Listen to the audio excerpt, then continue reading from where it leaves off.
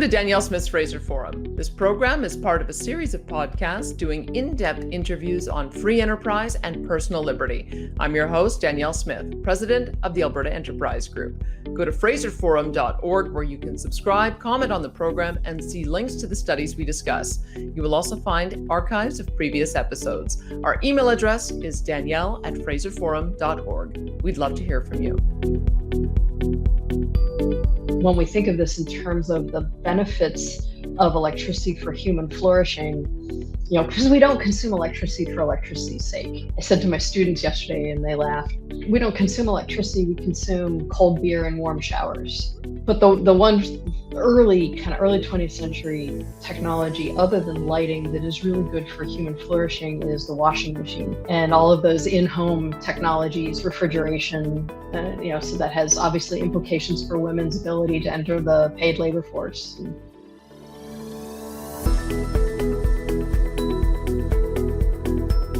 Hi, I'm Danielle Smith. Welcome to another edition of Danielle Smith's Fraser Forum. I'm also president of Alberta Enterprise Group, and I can tell you something, electricity is one of the biggest problems in trying to incentivize companies to move to a jurisdiction. It seems like it's going nowhere but up, and my guest is going to tell us why. Lynne Kiesling, she is a research professor and co-director of the Institute for Regulatory Law and Economics at the University of Colorado, and she joins me now. Lynne, thanks so much for being with me today. Thanks, Danielle. Happy to be here. I think this is one of those issues where I think we all have an intuitive sense of the importance of electricity because we all turn on our lights, we all get a power bill each month. But I think we have a surprising lack of knowledge about how our electricity systems work. So I think I want you to go through a bit of a history lesson because I know that you've written papers about the history of electricity development. I'm not sure how far back we should go, but let me begin with the question about how important reliable electricity is to our lives, to our economy, to our continued economic growth when you look back historically. I think the punchline is it's incredibly important, and the historical story of how we got here is fascinating. We could go back as far as the 17th century and talk about the natural philosophers experimenting with static electricity, but for the purposes of how the electric system that we use has developed, I think it's good to start in the 1880s. And the place to start, I think it's simultaneously in the US and in England, there's a lot of innovation going on. And, famously, Thomas Edison and his 10,000 hours spent developing the correct filament to go in a commercializable light bulb. And similarly, around the same time, Joseph Swan in the Northeast in England was doing something pretty much the same. But Edison really famously envisioned the electric system as a system from having a generator located within sort of a 2-block radius. He started in Wall Street in New York, and owning the entire system, all the assets in the system, all the way through to the lighting fixture on the inside of your home. And so that was going to be in economics, we call that a vertically integrated firm. And he was going to pay for, he was going to provide it all. He owned the capital, Edison Electric would own all the capital. You pay one bill and you get this electric service. And lighting at the time was kind of like the iPhone today. Lighting was the it technology. And so electric lighting was competing with natural gas lighting fixtures inside the home, with candles, with kerosene lamps. And so electric lighting was a big and important deal. And then fast forward from there, you have a lot of development of larger scale technologies for generating electricity. Most importantly, for our discussion, the famous initial experiment of this was in 1895-96, building the turbines under Niagara Falls that the generating facilities that we share across our border. And, that was the ability to produce electricity at a scale that was previously unheard of. No one had ever conceptualized being able to produce at that large a scale, but very few people live around Niagara Falls. So you had to have the big transmission wires to carry that current to Buffalo and Rochester and ultimately New York City and Toronto and where people actually live. And that was the big technological breakthrough in the early 20th century, was that integrated large scale system.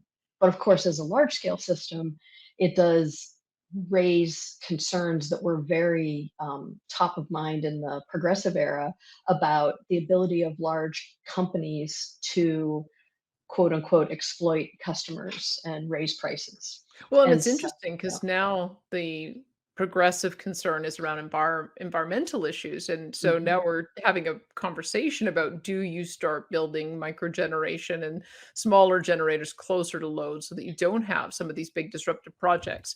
We will get there eventually. I don't want to leave out Nikola Tesla. I feel like he is so important in the electricity story, and Thomas Edison gets all the press, but and why is that? Why is it that we know Thomas Edison and his 10,000 attempts to build to build the light bulb, but Nikola Tesla, everyone sort of thinks of him as, gosh, he almost made it, but not quite, even though he did have dramatic impact on Yeah, how we use electricity. Can you tell us that story? I agree completely. Tesla is so underappreciated, and you know, Edison. I think yeah, Tesla and his ultimate collaborator George Westinghouse don't get the attention they deserve. Tesla, when he emigrated to the US from Serbia, he worked for Edison as an engineer.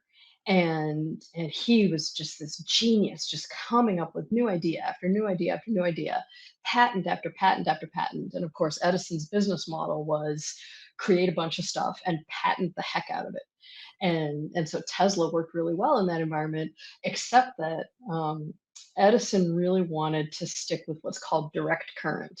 And in a direct current network, it kind of operates the way the internet operates, where you send data and it kind of goes in a direction and it shows up and gets reassembled.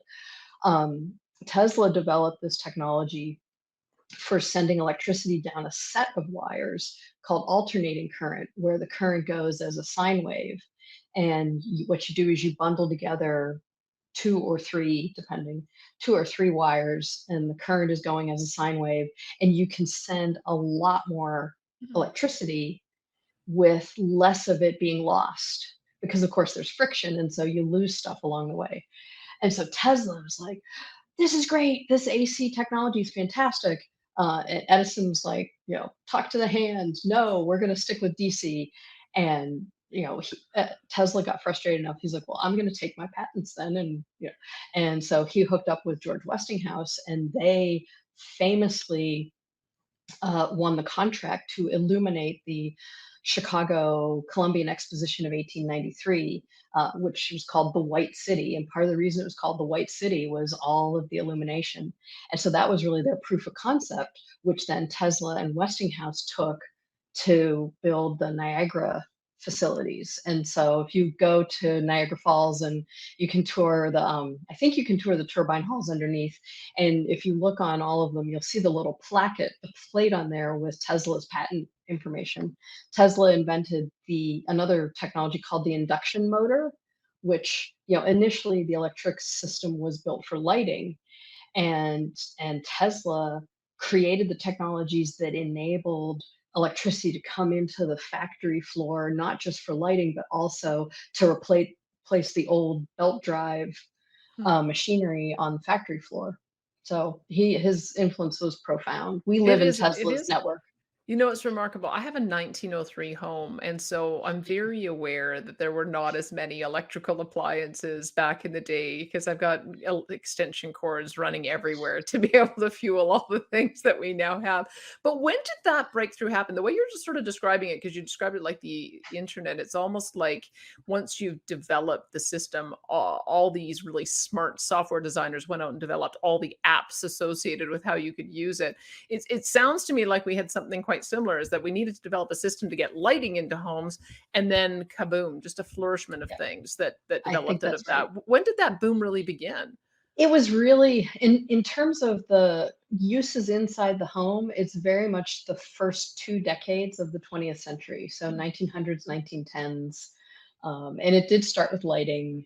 The other one that I think when we think of this in terms of the benefits of electricity for human flourishing, because we don't consume electricity for electricity's sake. In Mhm. in economics, we say that electricity our demand for electricity is a derived demand because we have the demand for, as I said to my students yesterday, and they laughed.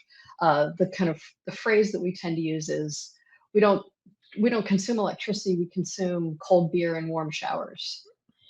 And so our demand for electricity is derived from our demand for cold beer and warm showers. And but the one early 20th century technology other than lighting that is really good for human flourishing is the washing machine. Right. And all of those in-home technologies, refrigeration, that improve human health and reduce the the kind of burden associated with in-home work. So that has obviously implications for women's ability to enter the paid labor force and things like that. You would think with all of those in mind, maybe this gets a little outside of your area. It's remarkable to me that we don't have the backbone of these systems built out in every nation of the world. It would seem to me that because we've seen so much progress that comes from electricity development, that by now, over 100 years later, we should see more progress elsewhere. Maybe again, that's a different conversation to have. But do you have some observations on why it is that so many nations are so far behind?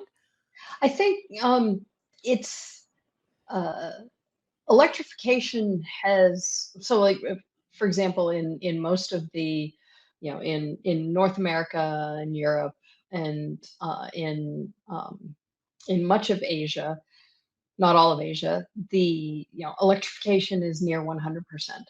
Right. And so in the US and Canada, I think we achieved almost universal electrification by about the 1960s. Wow.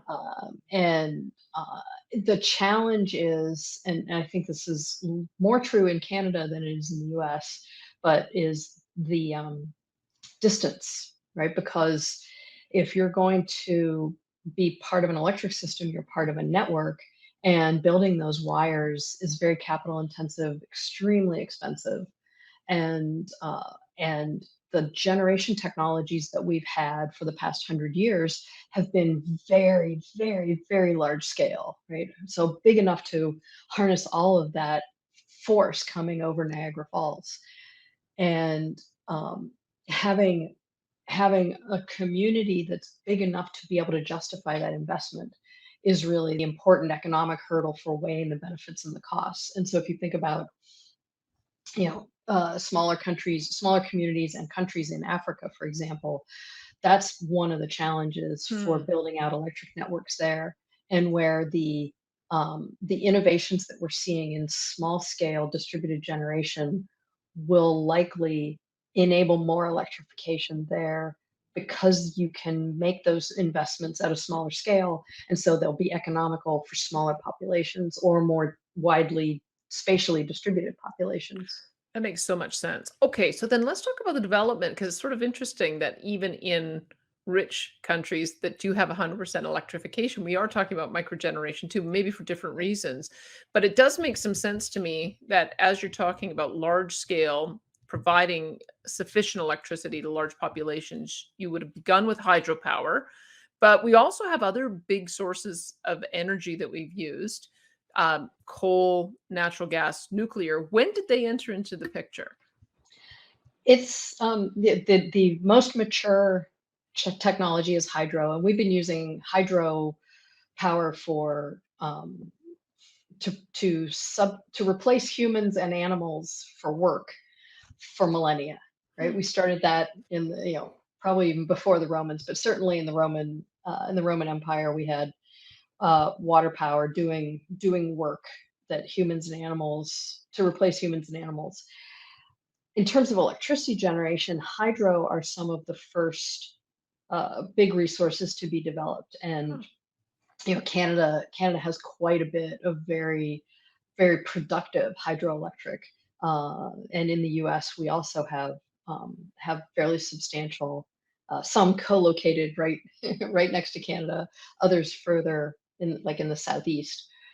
Uh, that I think the hydro generation started in that kind of 1880s. Interestingly, and I'm not sure if this is true in Canada, but in the US, um, the the build out of hydroelectric facilities starts, and it looks like it starts in areas that have a lot of mining.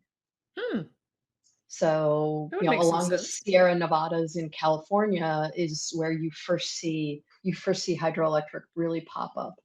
Um, so that's interesting. And then Is it yeah, considered a green source of power today? We certainly do in Canada, but I yeah, get the sense that it's not universally accepted as a green source of power today. I think that it's green. It's green in some ways and not green in others.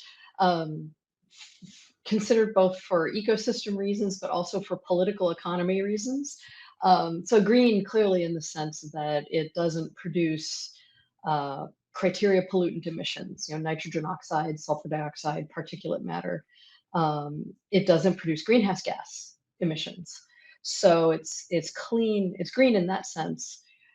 Where I think developing hydro in, say, the 1970s and 80s kind of hit a point of tension, because developing new hydro sites also has a trade-off associated in terms of the impact on ecosystems. And so you see in the 1980s and 90s that the increase in regulations on hydro facilities, that if you're going to continue operating or if you're going to expand, then you have to build this salmon ladder so that the salmon can swim back upstream. And so part of it is that trade-off between different environmental objectives that are in conflict. And part of the way we have to use public policy is to try to mediate that conflict. um, but the I political economy sense in which they are considered not green is that I think there's been a large political impetus to increase the installation of renewables, particularly wind and solar. And so I think a lot of public policy focused on encouraging the adoption of wind and solar. Like in the US, at the state level, we have these regulations called renewable portfolio standards. And renewable resources are definitely excluding hydro. huh. So a lot of the kind of political economy impetus to build more renewables very explicitly excludes hydro. Isn't that interesting? So tell me the coal story then, because coal obviously was used for home heating prior to being used for electricity. And based on some of the things you've just said about hydro, I suspect that's when coal became more attractive. And I don't know if it's the case everywhere, but in places where they used a lot of coal-fired electricity, they found a site where they could essentially just plop a plant on top of it so that didn't have to have all the extra costs of mining and transport. They were able Yep. to essentially just use it on site. And so I'm just wondering when that movement began, because coal in America, not just so US and Canada, had a real run until recently, and I'm trying to understand when that began and why. I think it's definitely in the early 20th century, and the idea, the innovation was the steam turbine. Mhm. And so, the turbine taking the and the turbine is essentially, based on the old water wheel. So basically, if you kind of think of taking a water wheel and shrinking it down. Well, in large scale coal-fired power plants, you're not shrinking it down; you're actually enlarging it. But you can think of it as, you're taking a water wheel and you kind of curve the paddles so that they're blades, and it looks very much like we think of a jet engine. If you look at the jet engine while you're sitting on the plane, it's got these little curved blades. And um, and so what that turbine does is so what you do is you basically burn coal, to boil water to create steam to turn that turbine. And the turbine basically, as far I'm not an engineer, but sits in a magnetic kind of a magnetic cylinder. And when the turbine turns, that creates it throws off electrons and creates a current. And so that current gets pushed down the wire. And that is an early 20th century Huh. technology for the most You part. you've described it very well, so it makes me now understand why we've seen such a reduction in greenhouse gas emissions as a lot of those plants have been repurposed to natural Mhm. gas. Is natural is that a fairly simple process? You know, we've watched it happen and we've seen the benefits of it. And we've seen that it's been driven by Mhm. economics too, because natural gas prices were so low. I don't want to presume that any of these things are easy, but that's the way you've described it. Sounds like that's a pretty good Yeah. use of the retired coal plants is to repurpose them that way. I think it is, and has been some retrofitting of old coal plants so that they can use natural gas instead. There is a separate turbine technology for natural gas called the combined cycle natural gas turbine, that basically came out of jet engine technology innovation in the 1980s. And it can operate at a much smaller scale. And it's essentially, take a jet engine and hook it up to some methane and use the methane to boil water to create steam. And but then it's a combined cycle, so it adds an additional process where it captures waste heat and waste gases from that go through that first process, and then it kind of recycles those. And Okay, so it's much more energy efficient. The big coal-fired turbines, coal-fired power plants, uh, they at their maximum, the absolute best in show of those technologies are like maybe 55-60% energy efficient and huh. 45% waste heat. So just, and that's kind of best in show. It's much more likely to be like 40% efficient. Well, it And I makes think, sense then. I mean, this is the perfect marriage that when you can find a technology that is greener, so less polluting on a whole range of fronts, not just greenhouse gases, but harmful pollutants too, and it's also cost effective. That's kind of the holy grail that you go for. I before I move on to wind and solar, let's talk about nuclear because I'll fully admit to being a nuclear fan, especially as we're talking about it in the context of small scale nuclear, because I think that's a less terrifying proposition for consumers to be located next to a small scale nuclear facility. But I don't know how easily we're going to get to a point where that is deployed. I mean, it's deployed for military uses because we've got submarines, don't we, where they are powered by these certainly, type of small modular reactors. So you'd think it would be fairly easy to find a civilian use for them, and yet we haven't seen deployment yet. And maybe you can explain where we were versus where we are now, and maybe nuclear has just been so tarnished, it's going to take a lot longer before it comes on stream. yeah.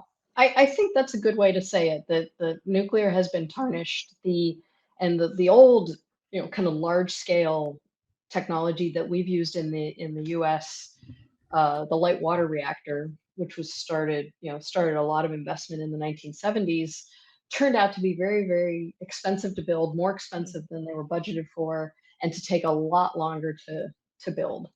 And so those costs then flowed through in the regulated rates that end use customers paid, and I think it led to the impetus for regulatory restructuring in many states in the U.S., in Ontario, in Alberta.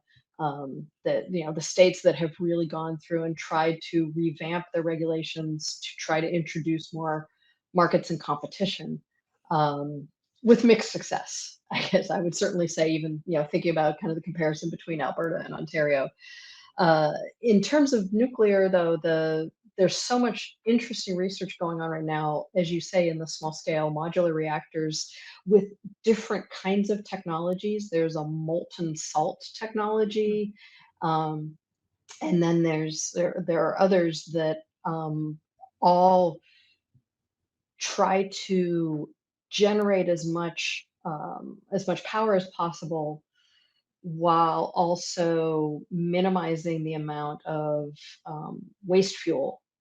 So they and to the extent that they don't fully use the fuel, they encase the fuel in some way that makes it um, less prone to be a radioactive hazard and less prone to be a national security hazard with a dirty bomb type thing.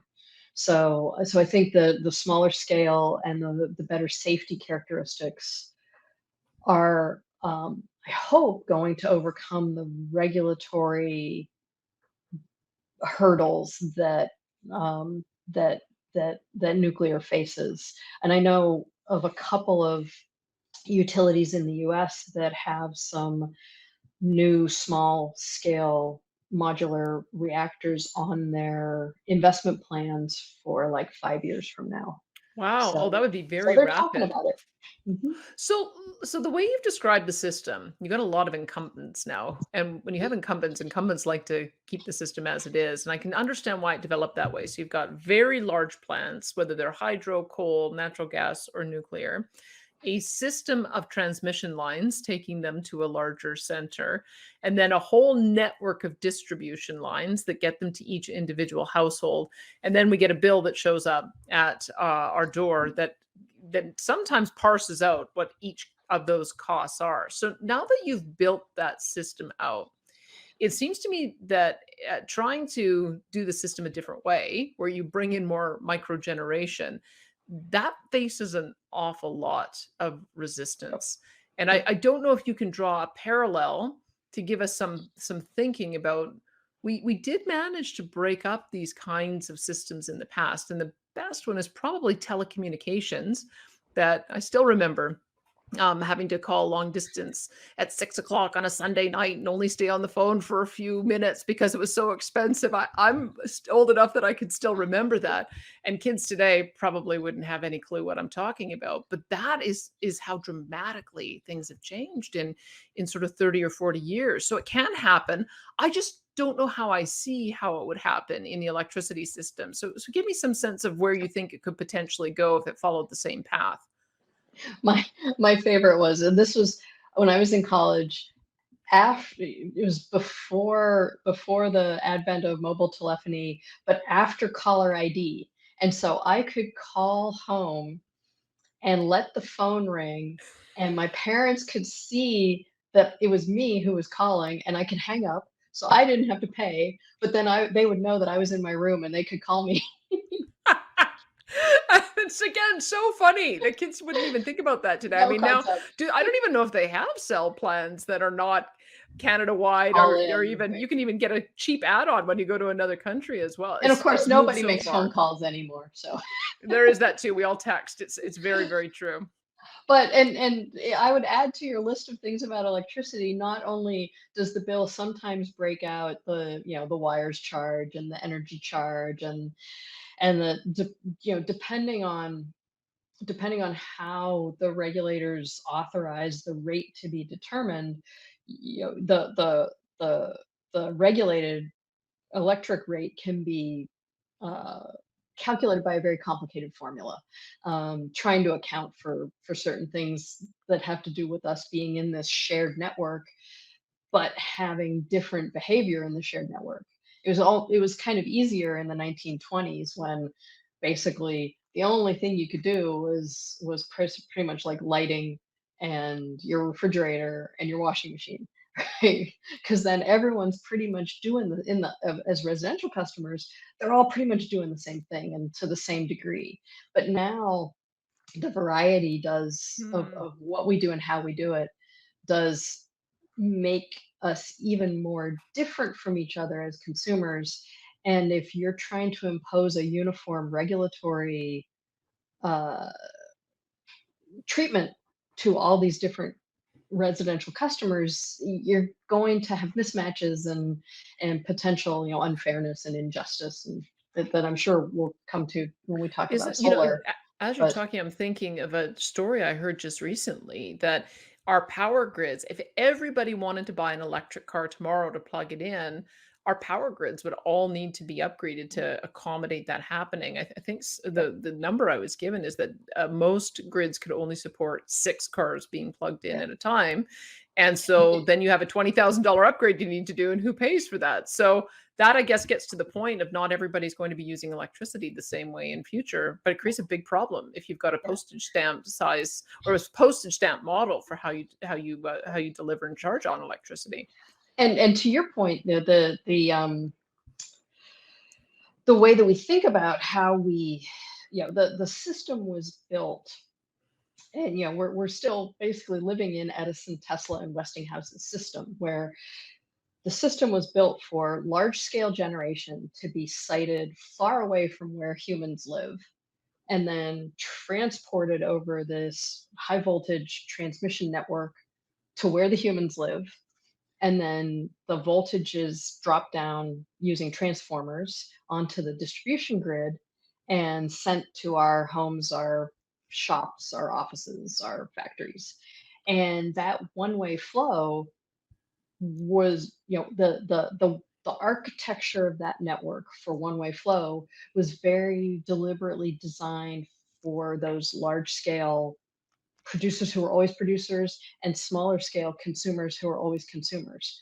Whereas now, between digitization of the grid, which gives us much more sensing and monitoring and automation capabilities, and the growth of smaller scale resources, solar, electric vehicles, and so on, um, that one-way grid is not well suited, right? It's not adapted to the different ways that these different resources can interact on the grid.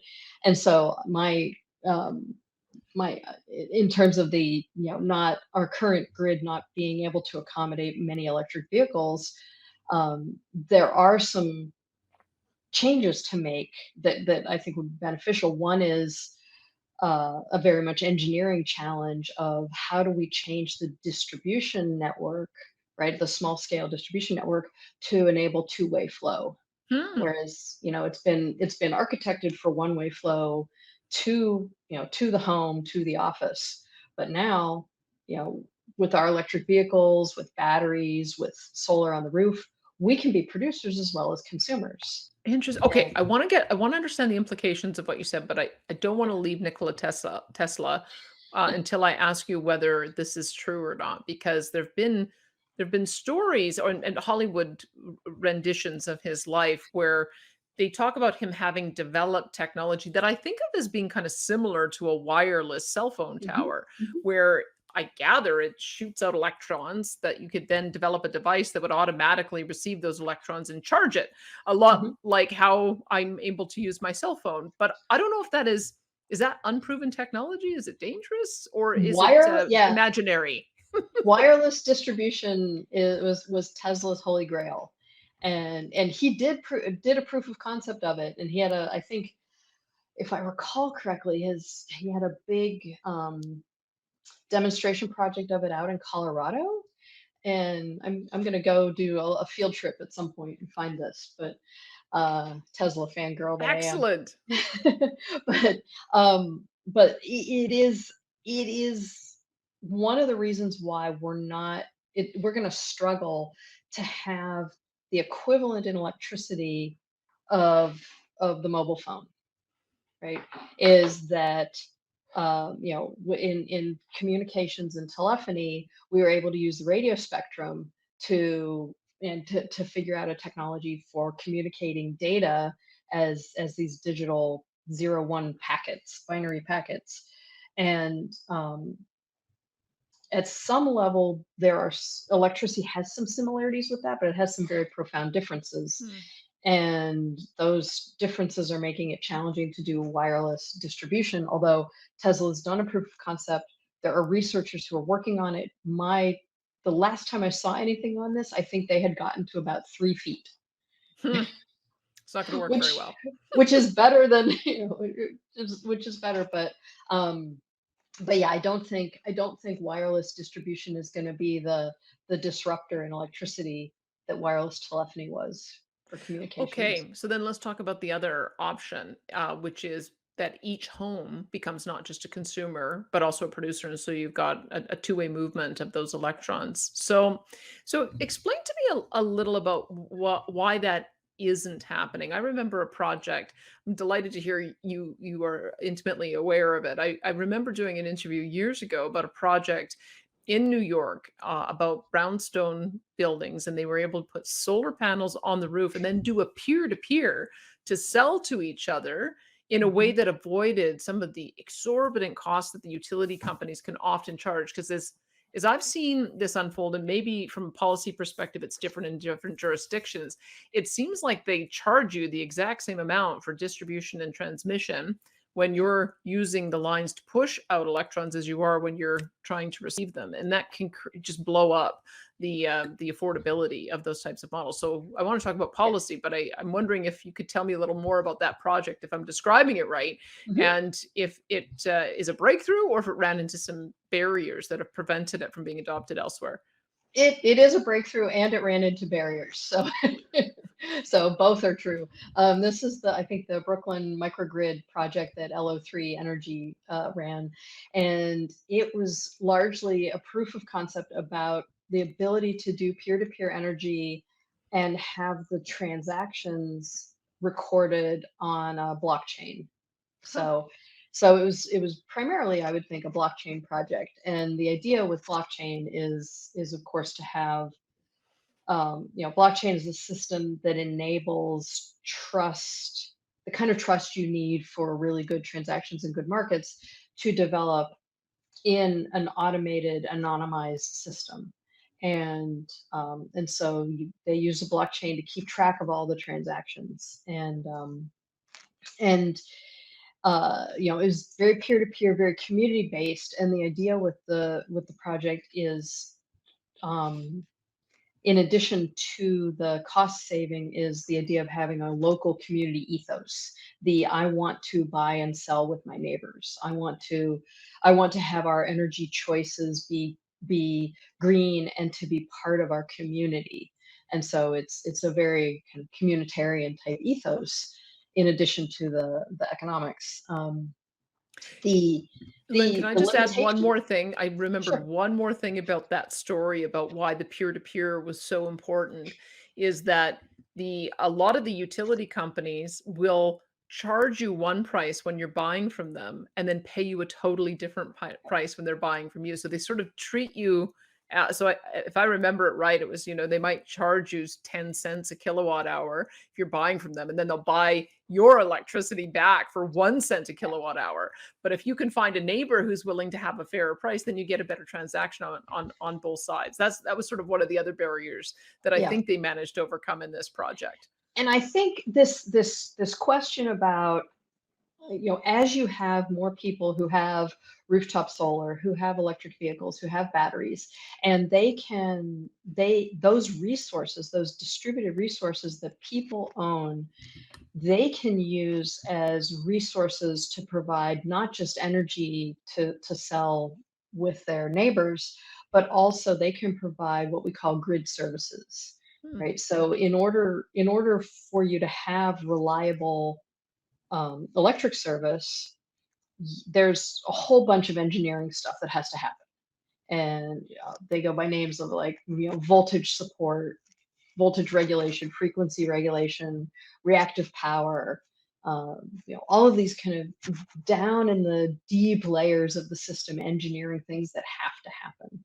And because, of course, electricity needs to stay in supply demand balance in real time or almost real time, and otherwise, it can be unsafe, and the service would be unreliable. And the kind of three main kind of objectives, policy objectives in the electric system are safety, reliability, and affordability.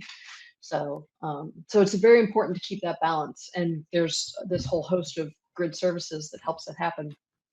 So if you have an electric vehicle, you can provide some of those grid services if your local piece of the network is having some kind of instability, you can provide use your stored energy in your EV battery to provide some grid service to Hmm. stabilize the grid in your area, and you should be paid for it, right?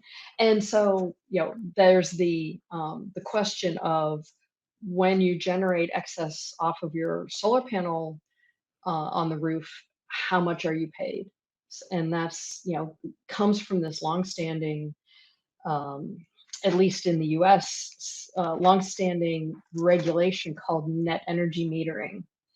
And net metering is was again this, very much a policy put in place to try to encourage the development of renewables, right? And so back to our hydro conversation, and it's an analog era regulation, because if you think about, um, you know anyone who's probably over the age of 40 will remember, if you go and you look at the electric meter on the outside of your home, it's going to be a lot of spinny Hmm. dials in a row. And so the way it keeps track is the dials just rotate, and then you need to have a person come, or later it would be automated at the end of every month, to read the meter and take the difference between the end of this month and the end of last month, and that tells you how much your consumption was.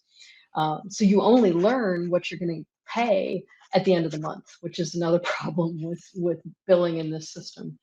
And so this net metering came about in the 1980s as a way to try to encourage solar adoption. And the theory was you basically spin the meter backwards, right? So you're rolling those dials backwards, and that was the way to compensate people for putting their excess generation out on the grid, and that would give them some extra inducement to invest in solar. But if you do that, what does that essentially mean? That essentially means that if you have solar on your roof, and when you have excess generation that you're quote unquote selling back to the grid, your little spinny dial meter is spinning backwards, you're getting paid the full retail price. Hmm. So you're getting paid, and so your retail price includes not just the energy that you consume, but the distribution wires charge, other fixed charges, taxes, da da. You're getting rebated all of that for every single kilowatt hour of excess generation that you sell back. That creates a But major incentive to do it if you could get right, compensated like that. yeah, but it's if from an economic perspective, it's absolutely the wrong price to pay, unless you're trying to, as an advocate, trying to put the thumb on the scale to get increased solar penetration. Because when you're selling your energy back, you're using the wires, and you're still, of course, you still have a contract with your utility to buy energy when your solar panels aren't running. So you're using the wires both ways when you're sending back your net energy. Can I then ask, because you planted a seed with me that I hadn't considered, is that maybe the way you offset the wires cost, because I take your point. If you're using them to have energy come in, and you're using it to energy go out, you probably should pay. But I hadn't considered that the batteries that are getting charged up provide that other role that you were talking about of Mhm, creating grid stability and have the ability to push power back into the grid when it's needed.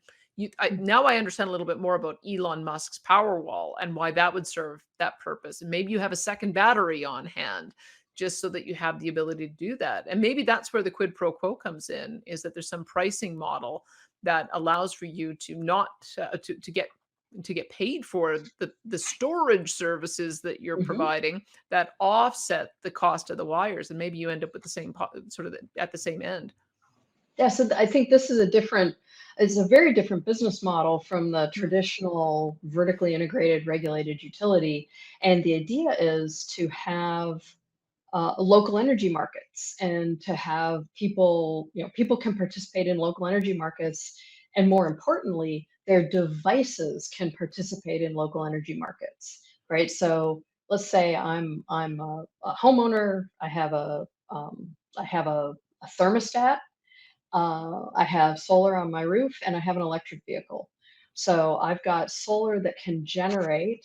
I've got a thermostat, which means so I can produce. I have a thermostat which I use to consume energy for heating and for cooling. And then my electric vehicle is a battery, right? So it can swing either way. It's very much a resource that gives you flexibility. And if I am a participant in a local energy market, and we can, and this local energy market is designed as what we call a transactive system, then what you can do is have your devices automated to participate in this local energy market where I can set my thermostat with a willingness to pay. You know, so I'm willing to pay this much for the electricity to run my air conditioner. And if the price goes above that, then change the temperature setting on my thermostat and have that all happen autonomously. Huh. Um, and the same with the electric vehicle, you know, your battery, you can say, if the price goes above a certain price, then I'll sell. And if the price goes below a certain price, charge my battery.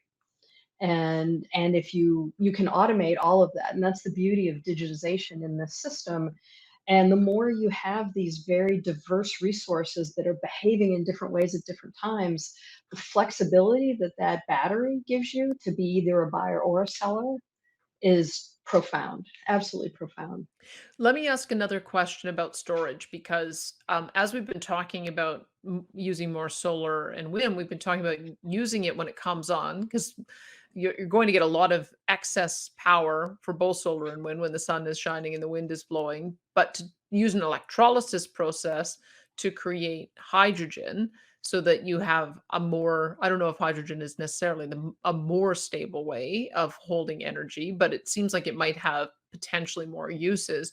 Is Mhm. there any micro generation application of what I've just described? Is there any way to use a hydrolysis process to store your energy as hydrogen and then use it, I don't know, for home heating or in Mhm. your water tank or even to turn around and turn it into electricity?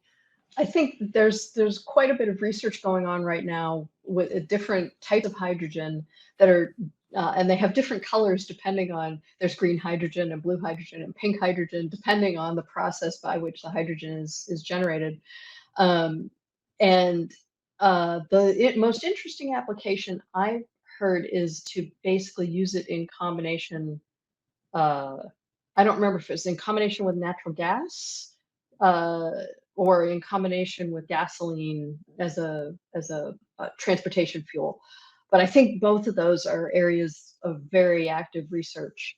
Hmm. So, and the one thing that, you know, there are all kinds of different storage technologies. The turn electrolysis to turn, you know, because if you're, let me step back. There are, once you have built the solar panels and the wind turbines, what in economics we would call the marginal cost, right? The marginal cost of generating an additional kilowatt hour of electricity is very, very small, close to zero. Mhm. And so, from an efficiency perspective, if you've got the technology installed, you want to run that when the sun is shining and when the wind is blowing. You want to run those things, because that's the cheapest way for you to generate electricity at that time. And it also, you know, to the extent that it also, and we see this in wholesale power markets, that if people who operate those facilities can bid them into the market at prices that are lower than coal or natural gas, it will also reduce emissions, right? So the economic and the environmental benefits line up there. Um, one challenge is an aside, one challenge in wholesale power markets at the moment is that they're also displacing nuclear, which, from a greenhouse gas perspective, is also not great. And so there are some challenges there about how do we create market rules that reflect the full set of different attributes and different values that different technologies have, and that's a continuing challenge. So talk But to me a bit more about the Brooklyn project because I can now sort of see the vision mapped out a little bit more fully than I think my earlier preconception was. But why has it? I think I must have heard about it 5 or 6 years ago, and yet I don't see these microgrids popping up everywhere. And yeah, so they must have encountered some problems. What are some of the problems that they well, confronted? one challenge is that they're still having to use the incumbents, the utilities wires. So the solar on the roof is still connected to the wires network, and so I think that's going to be the challenge in any of these situations. And there are other microgrid projects, but they are kind of starting small, or they're being done in pilot projects that where, like, for example, military applications where we're not going to get a lot of public information about them, but they're really exploring them, and eventually they'll proliferate. But the the challenge is that the wires network does still have those economies of scale and scope characteristics that we associate with natural monopoly. And so at the moment, if you want to trade and you want to be connected with your neighbors, being connected on this single wires network is the way to go. But I think one of the things that is going to happen before we even start, like, all leaving, because one thing you could do is what's called grid defection, and just say, okay, well, I've got my solar, I've got my EV, I don't need the utility anymore, I'm out of here. And Mhm. you just disconnect. But then, of course, you give up this opportunity to trade with your neighbors. You also take on a risk, because being connected to the grid gives you a higher probability of reliability, and you have that kind of shared the benefits of the shared system.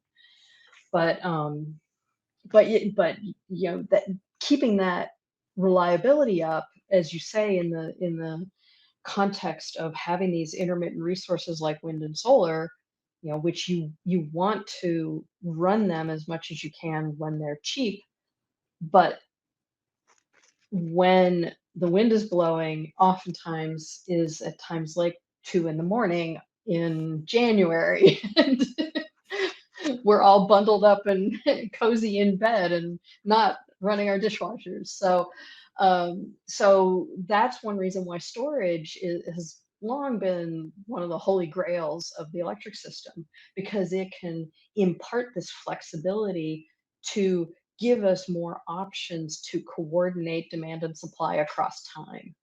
And that's something that's been really missing in the electric system to this point. So let's then talk about what happened with Texas, because I think that there is this notion that because wind and solar can work well at the micro scale in some applications, therefore it can work well in micro applications everywhere. And I don't know that that's necessarily the case, but I want to explore it a little bit because Mhm. I thought Texas was really almost developing the perfect type of marriage that you could see an expansion of wind and solar because of the amount of natural gas power that they had, because natural gas, for the reasons we've talked about, it's a lot more flexible in turning on and off, so you can adjust it depending on what is happening with the renewable surge. And so it looked to me like they were developing a foolproof system where you could get the less expensive energy coming on stream when you had the sun and the wind, but you also had the security and reliability of the natural gas backup. And then last winter happened and everything fell apart. So what happened? What went wrong?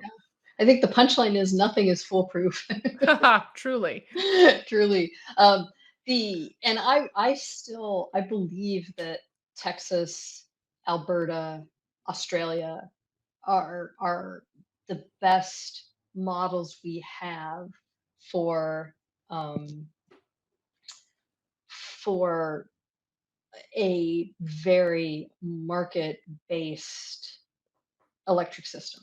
Hmm. And the February events reveal some planning, kind of regulatory and planning challenges.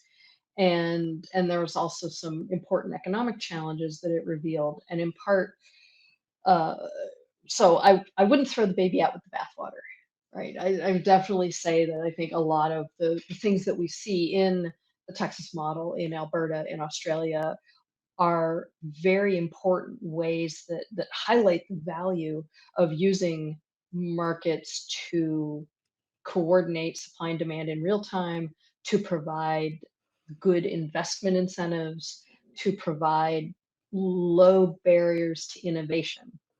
right? And I think it's those low barriers to innovation that have really been the hallmark of the Texas system. And over the past 12 years, they've seen a very dramatic increase in installed wind capacity, much more than, and I've recently been reading some articles with quotes in it, like from the system operator that said, we installed double the wind that we expected, and we thought it was going to cause all these operations problems, but because of the market rules, we didn't have the problems that we had, and the good market rules allowed, markets are like sponges, right? That they allow for more absorption of these new technologies because of the granular way that they allow supply and demand to coordinate. But of course, they're not perfect. They're essential, but they're not perfect. And so in the February event in Texas, it was just this uh, horrible concatenation of really, really unusual circumstances. I wouldn't say unique, because bad bad winter storms happen in Texas, but they only happen on kind of a every decade, every 2 decades kind of time frame. And so the system operator has a planning time frame for reliability of about 10 years. And the storms don't happen that frequently, although, with climate change, they might be happening more frequently. We have more uncertainty. And so that's going to make this reliability planning harder. And I think the ultimate benefit is going to be shifting our focus to resilience, the Mhm. ability of a system to absorb shocks and to rebound from shocks once they've happened. And that's a very different concept from reliability. Reliability is, I flip the switch and the light goes on. And so in a resilient system, you can have these, people who have the power wall in the garage and the electric vehicle, and they are connected together in a local energy market that sends them the right price signals so that they know, oh, hey, now would be a good time for me to charge my battery because we're getting close to system capacity. And what happened in February in Texas was really this combination of interdependent systems having failures that affected each other. And so the kind of, I think the proximate cause was the upstream freezing of the natural gas supply system. And so, they couldn't extract more natural gas. The contracts the power that the generators thought they had with natural gas suppliers, that they thought were firm, turns out weren't firm, Mm. because there's this kind of, you know, in quote unquote in the public interest prioritization of natural gas for home heating when it's cold out, and that reduced the supply available to power plants. And the upstream gas suppliers, they weren't fulfilling their contracts, and they physically couldn't, but they also weren't legally obligated to, because the wellheads aren't weatherized, the power plants aren't weatherized, because if you weatherize for cold in Texas, there's a cost associated with that, Mm. because it then makes it less efficient for you to run in those 100-degree, 96% humidity days that the system is built for in August. So I think there were a lot of kind of interdependencies there that led to this, including on the demand side, inefficient, very energy inefficient housing stock in Texas. Not a lot of insulation. It's not Alberta, so they're not used to. They haven't invested in the insulation, and so in the winter you get a high demand for natural gas for power generation, on top of a high demand for natural gas for heating, home heating. And part of the high demand for natural gas for power generation is because there's a high demand for electric heating. So it was just this horrible, horrible combination. That they needed all of that to come on stream at once. It's Mhm. sort of ironic that because of how cold we are in Canada and Alberta in particular, which is a major natural gas producer, we would Mhm. have the incentive to do all of those things that you discussed. So we do have a very reliant power grid on natural gas and a very reliant home heating system on natural gas as well. But I think it was our natural gas producers that were able to step into the breach and provide on an emergency basis the gas that was needed to get things rolling again. But it does really then talk to an issue of policy, because I think one of the frustrations that I observed just in coming from a climate where 6 months out of the year you can have sub-zero weather, that when we get down to minus 30 degrees Celsius, the solar panels are frozen and don't produce electricity. The We get these things called an Alberta clipper. It's just a heavy set of cold air, and so Mhm. wind turbines don't blow. And so there does seem to be this uniformity in thinking about what the solution ought to be, but Yep. that solution doesn't work in every environment. And I don't know how we square the circle on that, because we all have we're sharing a global environment. We're concerned globally about emissions, but what works in a place where you've got a lot more sunshine, a lot more heat, the further south you go, doesn't necessarily work in a northern jurisdiction. I don't know if you've given some thought to how you Yeah. square that. I think that's exactly right. And you alluded to it earlier, and I want to pull it out and make it explicit that over the past, since 2008, right, since we've really uh, increased the natural gas supply in North America through the combination of fracking and horizontal drilling, right? So since 2008, the shale revolution has dramatically increased the supply of natural gas. And up until this year, so we have to put the pandemic asterisk on the prices this year.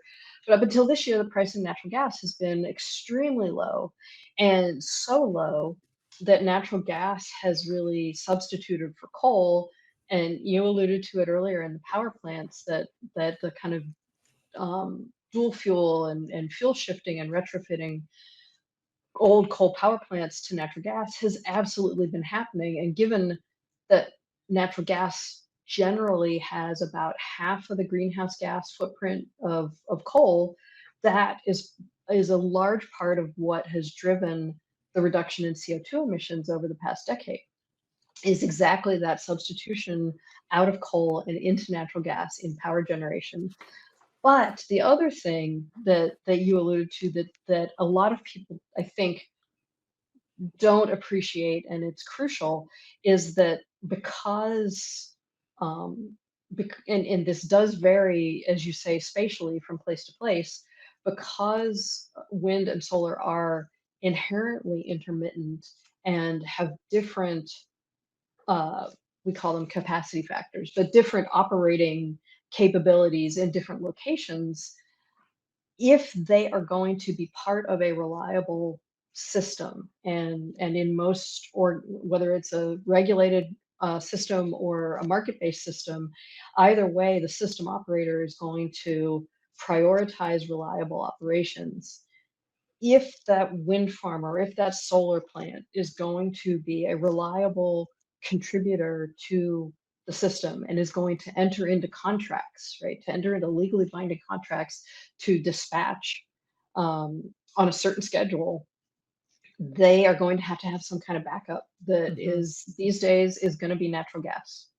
Maybe in the future, that backup can be small scale nuclear or geothermal, but I think that this progression towards decarbonization is, like any other evolution of technologies, is necessarily going to be intermittent.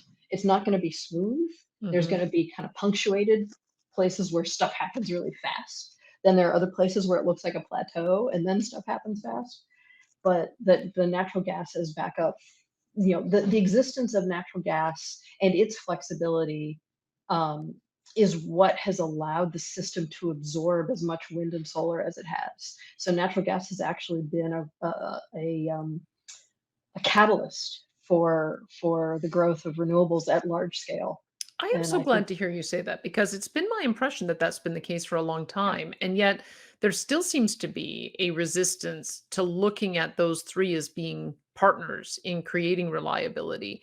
I don't know if this is the solution, but I seem to recall that this was the policy in Montana that if you did want to sell into the grid, you had to be able to firm up your supply. So if you were a producer and you could produce 100 megawatts of wind at your peak, you had to always be able to produce 100 megawatts, which created that healthy dynamism that they had to partner with some other type of generation. I think in most cases it was natural gas to make sure they could firm up the supply.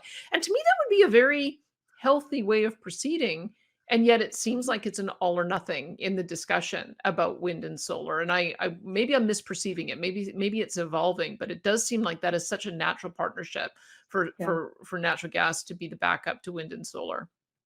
Well, I think part of the challenge that we have in the kind of public policy conversation is, you know, public policy is where we adjudicate our different beliefs about how, as a, shared community, we should move forward with things that are challenging and and usually involve costly infrastructure.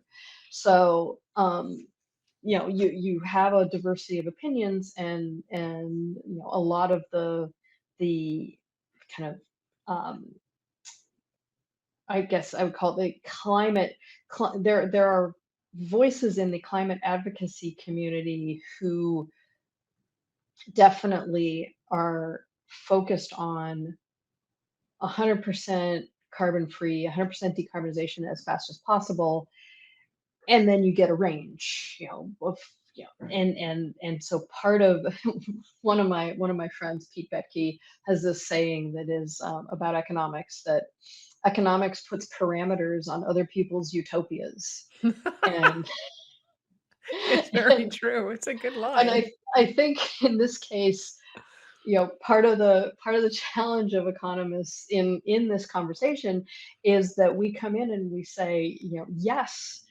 decarbonization is valuable, is important.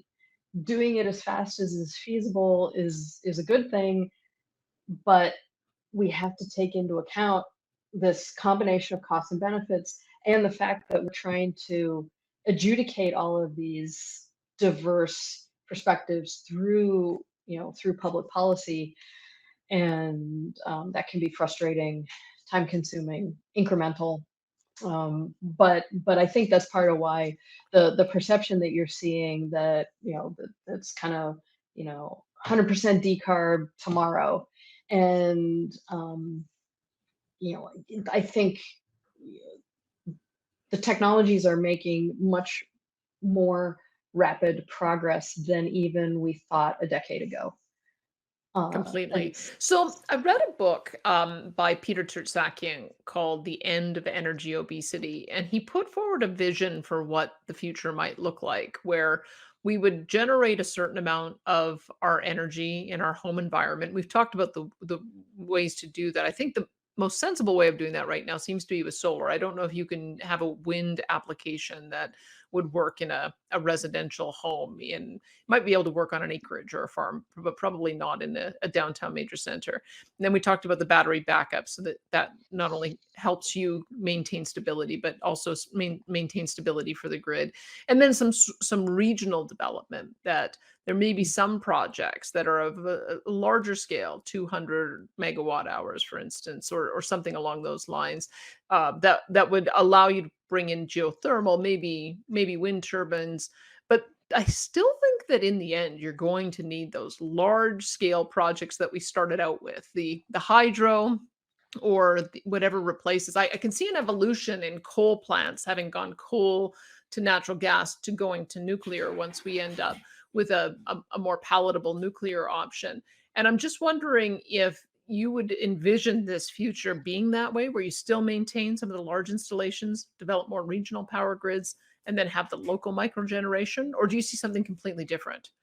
I do think that there will be a mix of scales, of technologies, and of spatial, locations.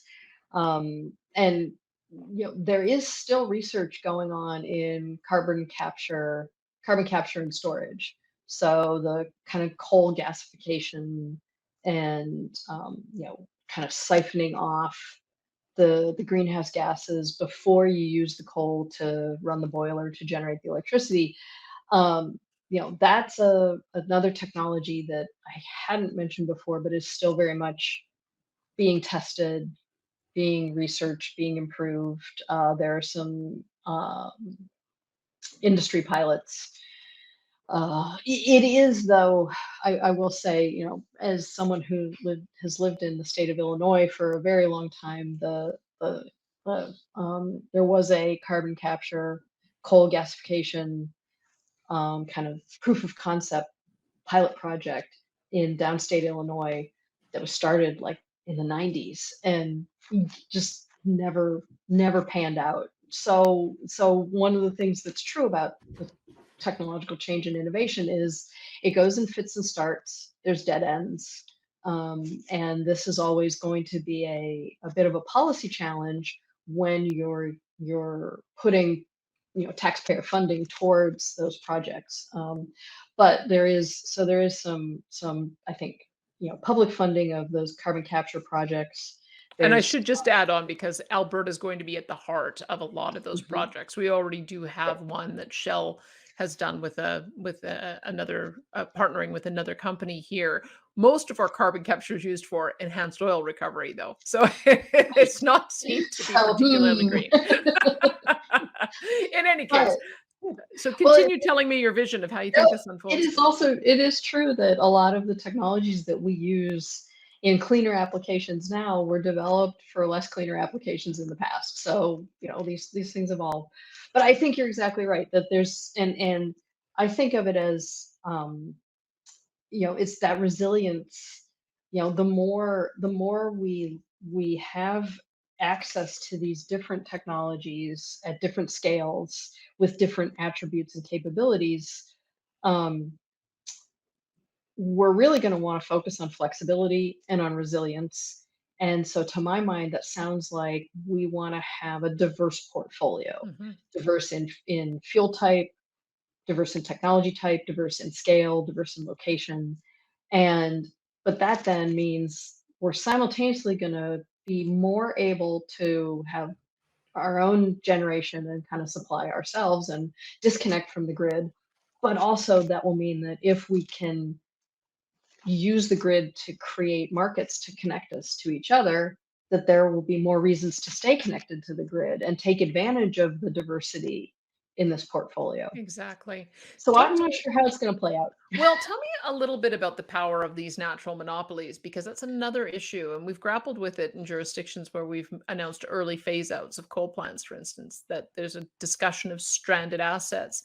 And it does seem to me that if you had the ultimate decentralized grid, there's the potential for a lot of stranded assets out there, Mhm. not just the large sites for generation, but also the massive investments that have been made in large scale transmission lines.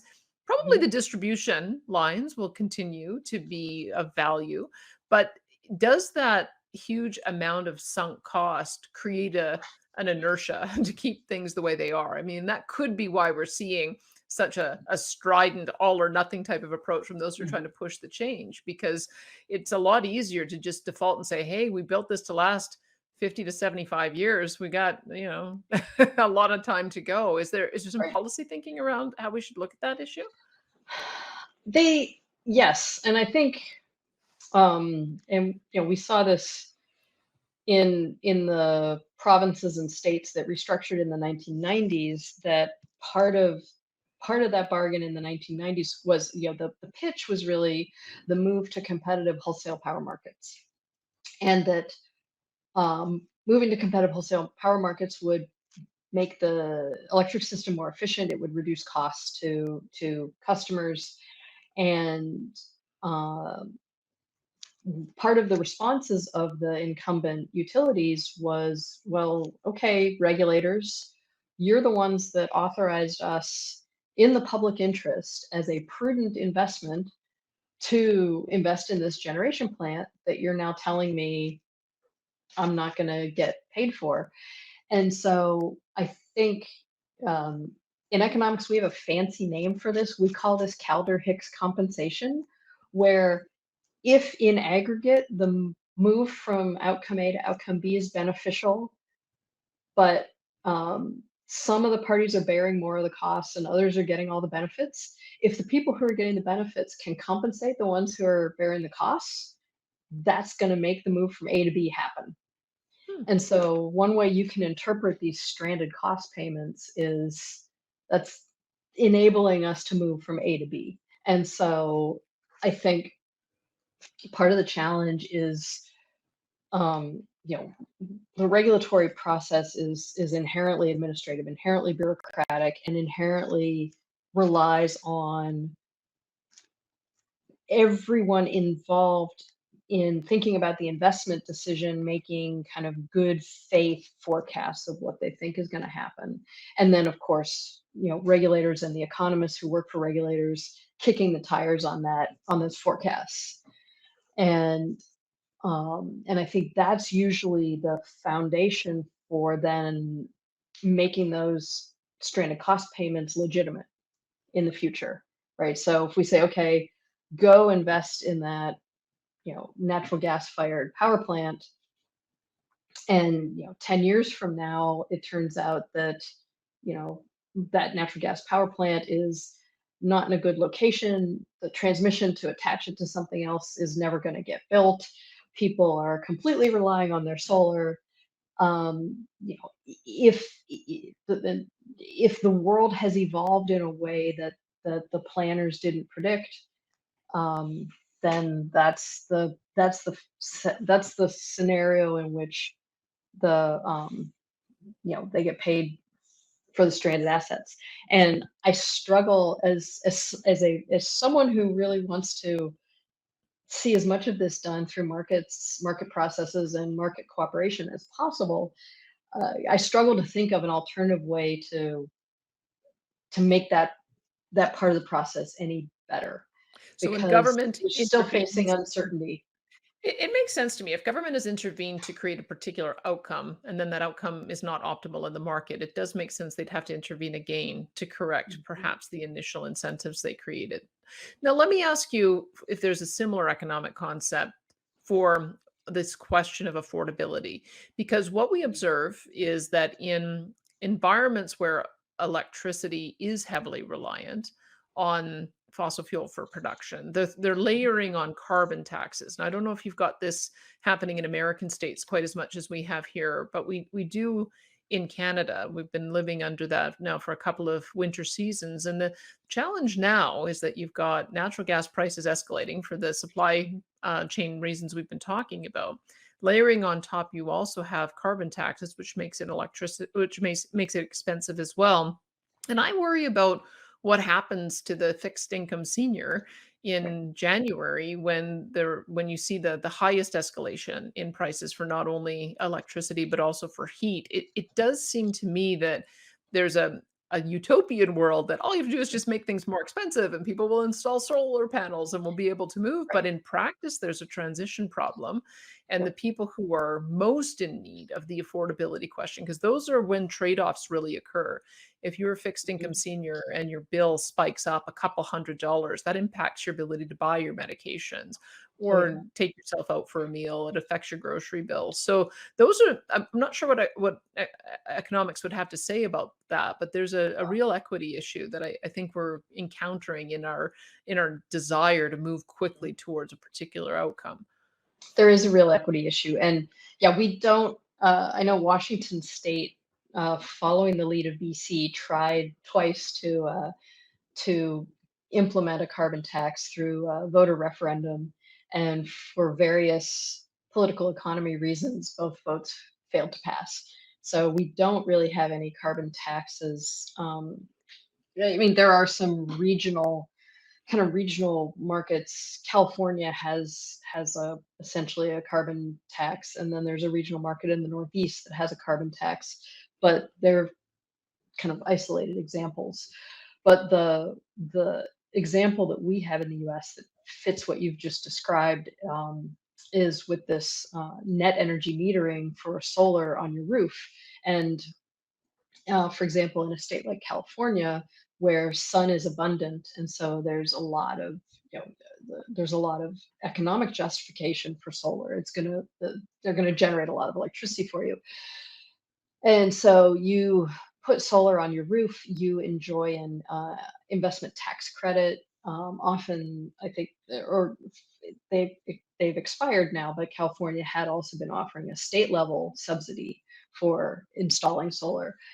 Um, the equity issue comes up in two ways. Number one, the disproportionately the evidence is showing that disproportionately the people who install solar are those who have roofs and and don't live in multi-unit rental dwellings.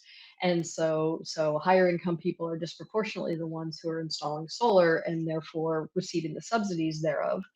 And number two, the way net metering is structured, because it sends the wrong price signals, and it's basically spinning your meter backwards. If you put excess generation back and you're also consuming from your own solar panels, you're really not paying towards the wires Mm. charges, towards the wires component of the cost. And so you're not paying towards the shared network. And so a lot of those costs disproportionately fall on those lower income.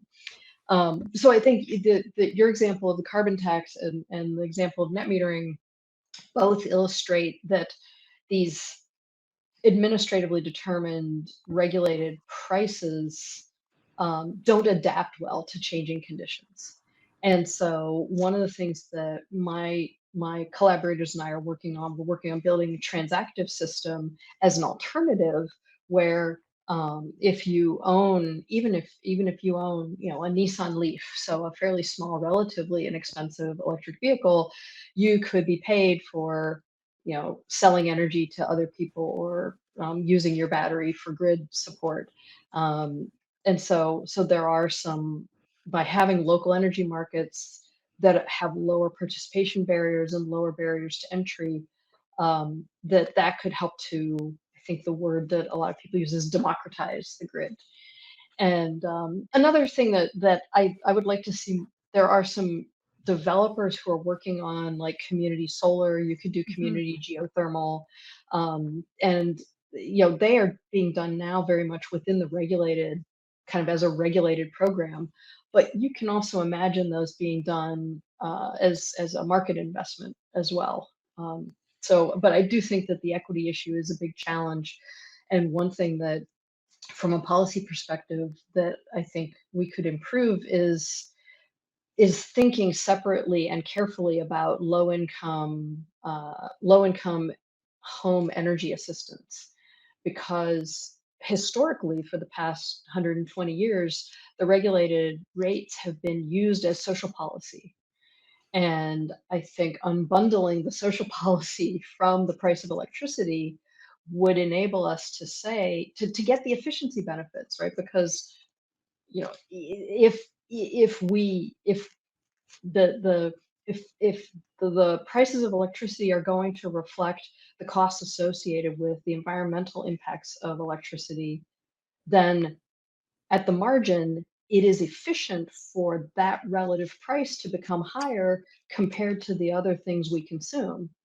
But that's going to have implications, and so thinking about low income housing energy assistance while still trying to communicate the right benefits and costs through a market process.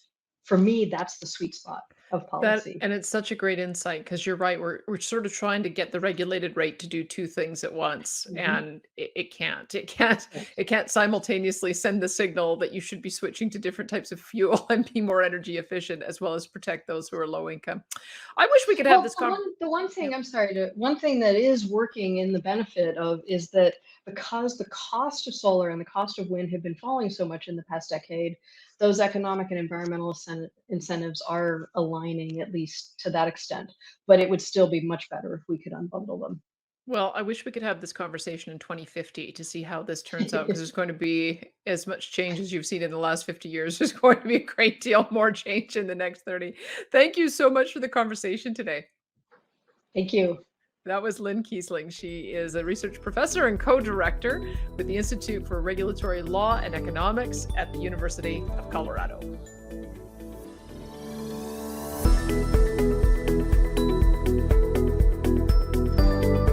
We hope you enjoyed today's episode. If you like what you heard, be sure to subscribe on YouTube and wherever you stream your podcasts. And to stream old episodes, learn more about the show, and where to subscribe and submit your questions for future guests, visit fraserforum.org.